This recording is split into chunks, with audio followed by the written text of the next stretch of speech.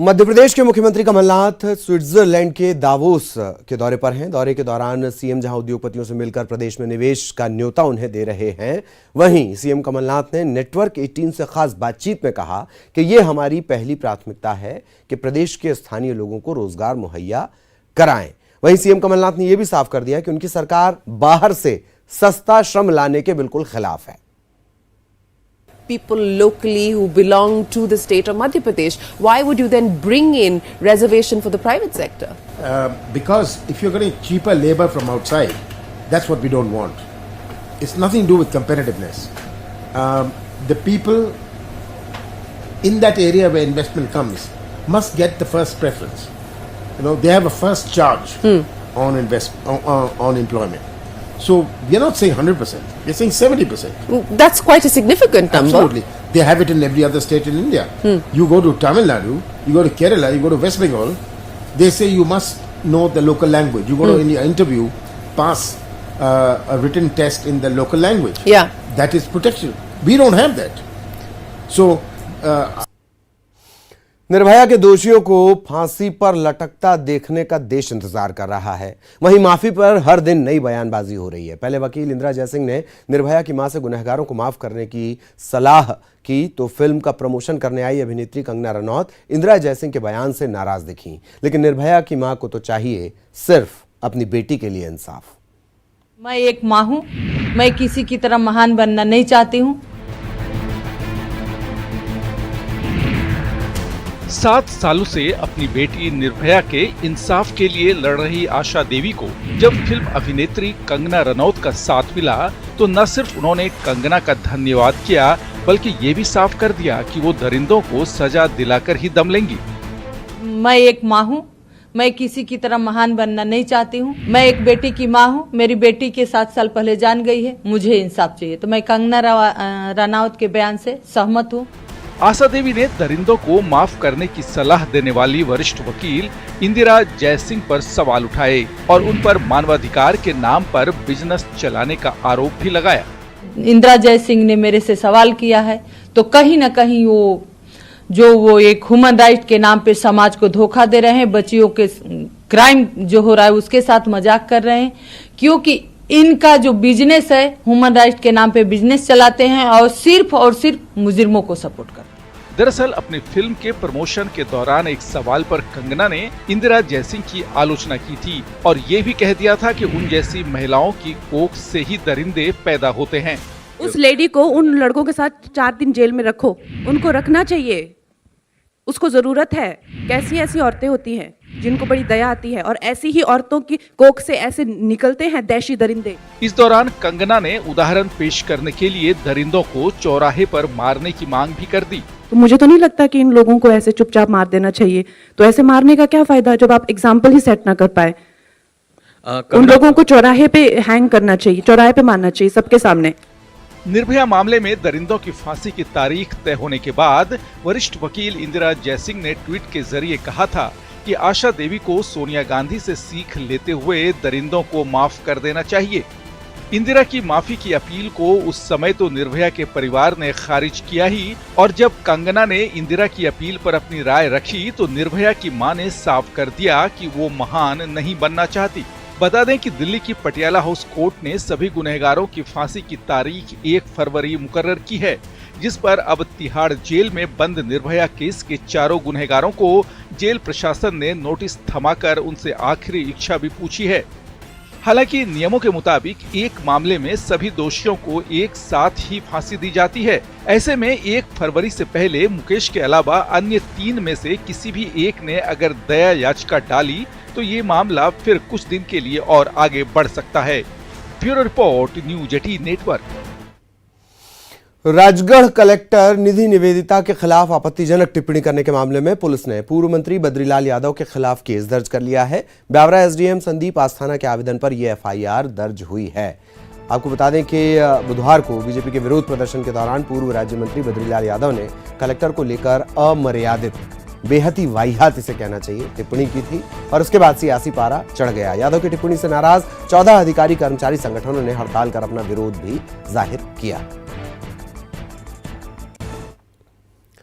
और इस एफआईआर को लेकर राजगढ़ एसपी क्या कुछ कहते हैं वो सुनाते हैं आपको।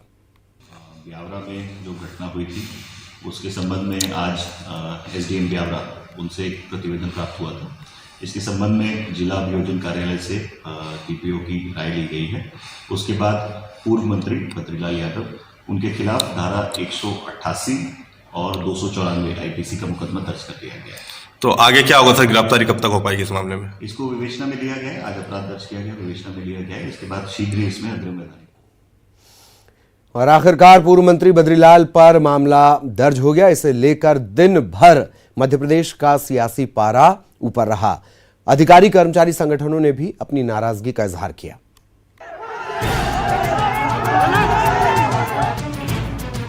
राजगढ़ के ब्यावरा का बवाल रोजाना नया मोड़ लेता जा रहा है। पहले सड़क पर संग्राम होता है, फिर उस पर बीजेपी का शक्ति प्रदर्शन होता है, जिसमें नेताओं के अधिकारियों के प्रति बिगड़े बोल भी सामने आते हैं। खासकर बद्रीलाल यादव के बयान ऐसे थे कि जिसे हम आपको सुना भी नहीं सकते, जिसके बाद मामला अलग रंग अख्तियार कर लेता है। और अब इस पूरे मामले में नेताओं के साथ साथ अधिकारी कर्मचारी संघ भी उतर गया है। जो राजगढ़ में दिखा, जहां 14 से ज्यादा संगठनों ने कलम बंद हड़ताल किया और काली पट्टी बांधकर प्रदर्शन किया है।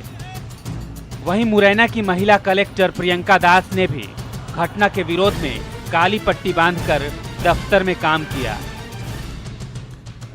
नीमच दौरे पर आए प्रभारी मंत्री हुकुम सिंह कराड़ा ने कलेक्टर से अभद्रता मामले में डीएम का जमकर पक्ष लिया और कहा कि उनका सम्मान होना चाहिए। मुझे इस बात पे गर्व है कि वो महिला होते हुए भी उसने साहस दिखाया और कानून का साथ दिया। इसके लिए मैं उसकी सराहना करता हूं और मुझे गर्व है उस पर। वहीं बद्रीलाल के बयान के बाद बीजेपी में डैमेज कंट्रोल की कवायद शुरू करनी पड़ी। पार्टी के बड़े नेताओं के समझाने पर बद्रीलाल ने माफी मांगी। न्यूज़ 18 से बात करते हुए फोन पर माफी मांगी। इस मेरी बात से यदि किसी प्रकार से चोट लगी हो, तकलीफ हुई हो, तो मैं मेरे शब्द को वापस लेता हूँ। आप माफी मांगते हैं, आप ये मानते हैं कि आपसे गलती हुई है? हाँ, तो मैं मेरा शब्द वापस लेता हूँ। नहीं बोला था मैंने। बहरहाल ब्यावरा का बवाल फिलहाल थमता नजर नहीं आ रहा है, क्योंकि पूरे मामले में सभी को पॉलिटिकल माइलेज जो मिल रहा है। Bureau report, news 18। छत्तीसगढ़ में राज्य सरकार ने मीसाबंदी सम्मान निधि 2008 ये जो नियम बनाया गया था इसे निरस्त कर दिया है। राज्य सरकार ने राजपत्र में प्रकाशित भी इसे कर दिया है। सम्मान निधि को निरस्त कर दिया गया है। बीजेपी सरकार ने 5 अगस्त 2008 से सम्मान निधि को लागू किया था। आपातकाल के दौरान मीसा TRR के तहत जेल में रहने वालों को यह सम्मान दिया जा रहा था। देश में 25 जून 1975 से 31 मार्च 1977 तक जो आपातकाल लागू था, इस दौरान जेल गए लोगों को लोकनायक जयप्रकाश नारायण सम्मान निधि के तहत ये पेंशन दी जा रही थी। कांग्रेस के प्रवक्ता विकास तिवारी ने मीसाबंदी पेंशन बंद करने की सरकार से मांग की थी।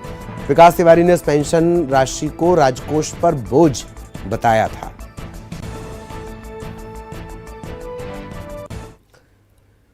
और मुरैना से मिल रही है इस वक्त की बड़ी खबर। नकली दवा बनाने की फैक्ट्री पर दबिश दी गई है। फैक्ट्री में नकली दर्द निवारक बनाया जा रहा था। फैक्ट्री को कॉटन बनाने की इजाजत है। बताइए, कॉटन बनाने की इजाजत और दवाइयां बन रही हैं। खाद्य और औषधि विभाग की टीम ने दबिश दी है।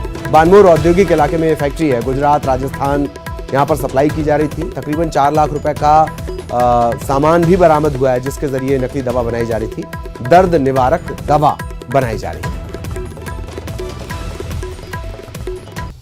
के बाद बड़ी खबर इंदौर से मिल रही है। कैलाश विजयवर्गीय का बड़ा बयान आपको बता दें। आतंकी कर रहा था विजयवर्गीय की रेकी। बांग्लादेशी आतंकी कैलाश विजयवर्गीय की रेकी कर रहा था और कैलाश विजयवर्गीय ने एक सभा में इस तरह का बयान दिया। एक सभा में ये बात उन्होंने कही है। जानकर आश्चर्य होगा कि यहाँ पर एक बांग्लादेश का आतंकवादी 1.5 साल से मेरी रेकी कर रहा था। बाहर निकलूंगा 6 बंदूकधारी मेरे आगे पीछे चलते हैं। मेरे को अच्छा ही नहीं, मैंने कभी इंदौर में ये देखा ही नहीं, सोचा ही नहीं। मैंने बोला कि नहीं बोला, लापरवाही नहीं की। क्या हो रहा है इस देश में? ये बाहर के लोग आकर इतना आतंक फैला देंगे इस देश के अंदर। देश की आंतरिक सुरक्षा, बाह्य सुरक्षा सब। तो कैलाश विजयवर्गीय ने एक सभा के दौरान ये बड़ा बयान दिया है। एक जो आतंकी है वो उनकी रैकी कर रहा था और काफ़ी लंबे अरसे से रैकी कर रहा था। ये उन्होंने साफ नहीं किया कि वो अभी भी रैकी कर रहा है या नहीं कर रहा है। बांग्लादेश का वो आतंकी बता रहे हैं।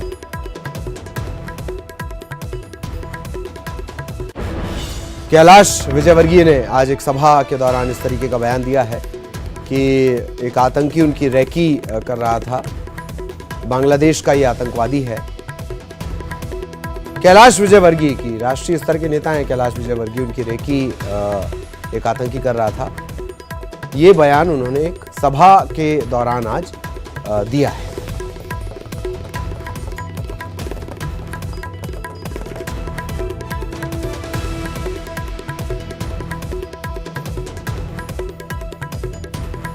कैलाश विजयवर्गीय भाजपा के बड़े और कद्दावर नेता, आतंकवादी उनकी रेकी कर रहा था, आज उन्होंने बताया।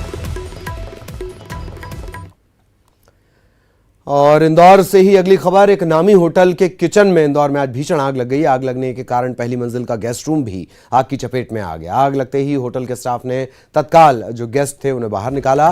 कड़ी मशक्कत के बाद आखिरकार इस आग पर काबू पा लिया गया।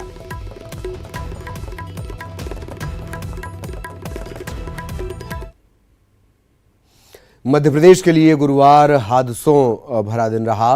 भिंड के गोहद इलाके में चौराहा थाना इलाके में एक सड़क हादसे में 6 लोगों की मौत हो गई, जबकि इसी हादसे में कंटेनर का जो ड्राइवर था वो गंभीर रूप से जख्मी हो गया।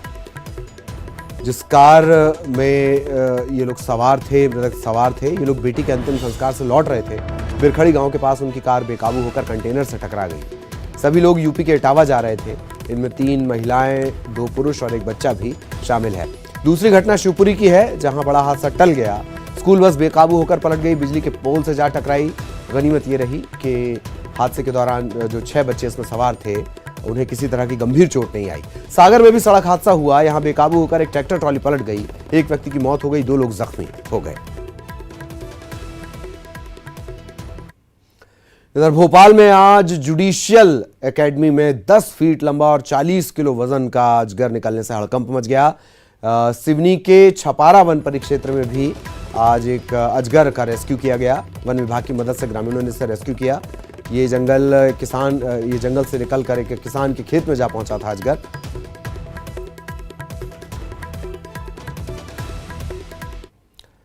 प्रतिभा उम्र की मोहताज नहीं होती, इसे साबित किया है भोपाल की 11वीं की छात्रा रिया जैन ने। रिया कई प्रतिभाओं की धनी है। उन्हें पेंटिंग, कराटे समेत कई कलाओं में महारत हासिल है। राजधानी की इस छात्रा का चयन प्रधानमंत्री राष्ट्रीय बाल शक्ति पुरस्कार 2020 के लिए किया गया था। आज उन्हें पुरस्कार दिल्ली में राष्ट्रपति भवन में राष्ट्रपति रामनाथ कोविंद के हाथों मिला। रिया अब 26 जनवरी को गणतंत्र दिवस में जो परेड होगी उसमें भी शामिल होंगी। रिया हालांकि अब तक सैकड़ों पुरस्कार जीत चुकी हैं। इसमें राष्ट्रीय और अंतर्राष्ट्रीय स्तर के पुरस्कार शामिल हैं। गणतंत्र दिवस की तैयारियों के तहत आज राजपथ पर फुल ड्रेस रिहर्सल की गई। इस रिहर्सल में गणतंत्र दिवस समारोह की एक झलक देखने को मिली। जवानों ने अपने शौर्य का प्रदर्शन भी किया।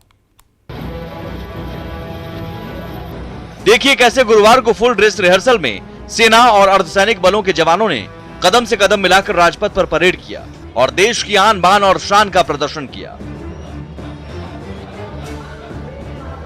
जवानों ने तो राजपथ पर शानदार परेड किया ही, इस परेड में सेना के अलग अलग विंग के बैंड ने देशभक्ति के धुन बजाकर सबका मन भी मोह लिया।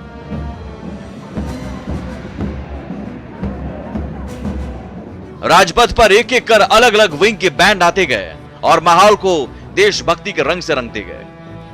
गुरुवार को आयोजित फुल ड्रेस रिहर्सल में राजपथ पर सैन्य साजो सामान को भी प्रदर्शित किया गया। इनमें मिसाइलें और तोपें शामिल रहीं।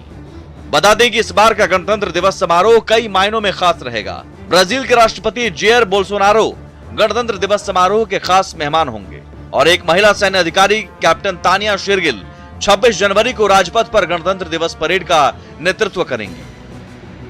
समारोह के दौरान तोपें और मिसाइलों के साथ नई सैन्य तकनीक आकर्षण का केंद्र बनेगी। तो अमेरिका से खरीदे गए चिनूक और अपाचे हेलीकॉप्टर के साथ लड़ाकू विमान अपनी गर्जना से देशवासियों को गर्व महसूस कराएंगे। Bureau report, news 18 network. और इसी के साथ इस बुलेटिन में इतना ही। नमस्कार।